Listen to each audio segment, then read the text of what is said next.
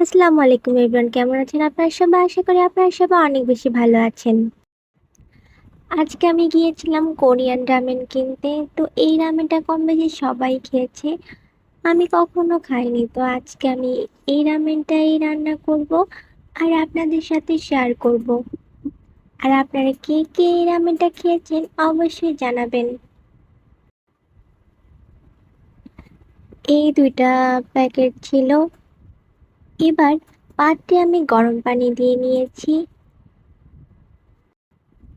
এবার রামেনগুলো দিয়ে ভালোভাবে সেদ্ধ করে নিব। প্যাকেটের সাথে যে মশলা ছিল সেই মশলাটা দিয়ে দেব। আপনারা কি কোরিয়ান কুইজিন পছন্দ করেন কিনা অবশ্যই জানাবেন। আর আপনাদের কার কার রামেন পছন্দ? তো রামেনটা ভালোভাবে সেদ্ধ হয়ে গেল। এবারে এই রামেনগুলো আমি একটা পাত্রে নামিয়ে নিব। রামেনের সাথে যে সসটা ছিল, এবার এই সসটা দিয়ে নেব। আমি অর্ধেক সসটা দিয়েছিলাম, তাই এত বেশি ঝাল ছিল। আর আপনারা যদি ঝাল অনেক বেশি পছন্দ করেন তাহলে পুরো সসটাই দিয়ে নেবেন।